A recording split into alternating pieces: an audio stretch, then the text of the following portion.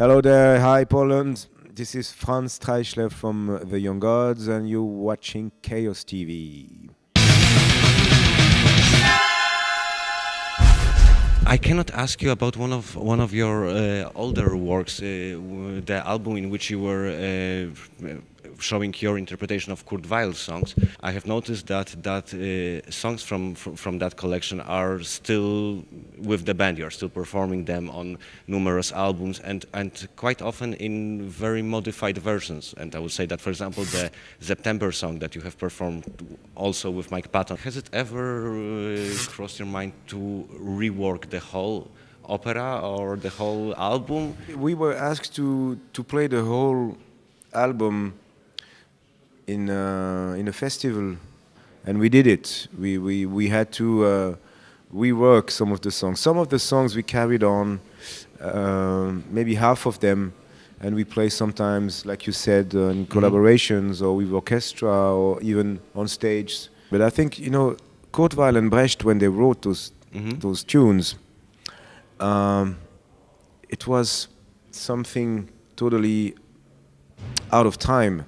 And yes, I think it's still, to me, this period with Brecht and Kurt Weill, the Three-Penny Opera or the Rise and Fall of Mahagony, I think you could almost say that they invented pop music, because the content of the lyrics was about the street, the prostitution, and the murders and passion, and all this street Soho theater thing.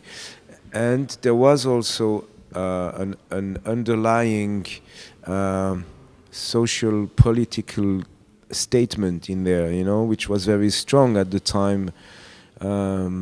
Because it was before World War II, exactly. and these people there say things, in a way that actually they were declared public enemy number ones by the Nazis at the time, So if you take apart this part in the historical thing, the content of the songs and the quality of the writing, whether it's the lyrics and the music, actually both together,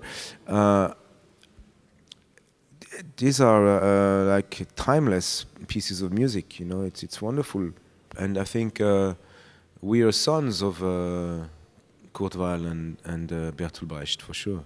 Yeah. Okay. As far as the official story goes, the inspiration behind the name Young Gods is a song by the Swans called Young God. So what was in that darkness that fascinated you back then? Well, to me, Swans were not a typical dark thing, I make a big difference between something which is deep and something which is dark.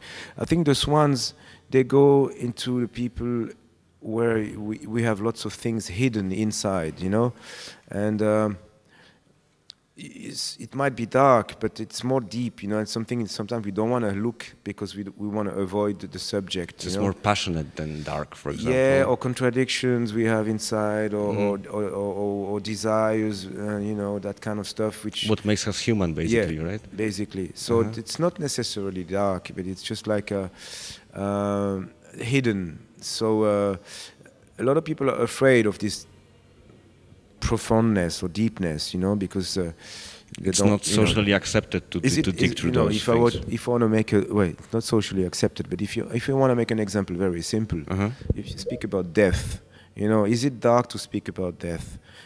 It's just a natural thing, life and death is a cycle and so on. But a lot of people are afraid, and they're going to think it's a very dark conversation just because they're afraid. But it's not a dark subject to me. I think it's something very natural. So it's just like something some people don't want to talk about it because they're afraid of it might happen to them any second or in 40 years or whatever. But it's not a dark subject. It's just something which is part of life, So maybe the definition of darkness is a bit different.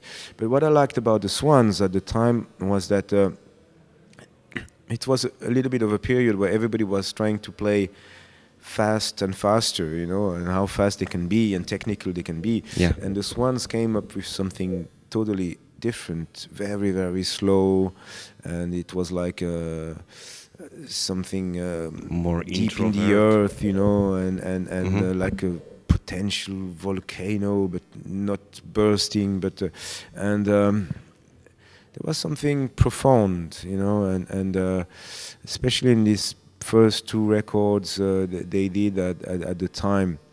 And I took the name out of a set list I found because I was working in a club a little bit like this club as a sound engineer, and I was cleaning the stage the day after, and there was the set list on the floor, and I took the set list and I looked at it, and there was this song called Young God, and at the time the Young Gods were not existing, the band, so I just kept the set list as a souvenir. Uh-huh. And once the band started,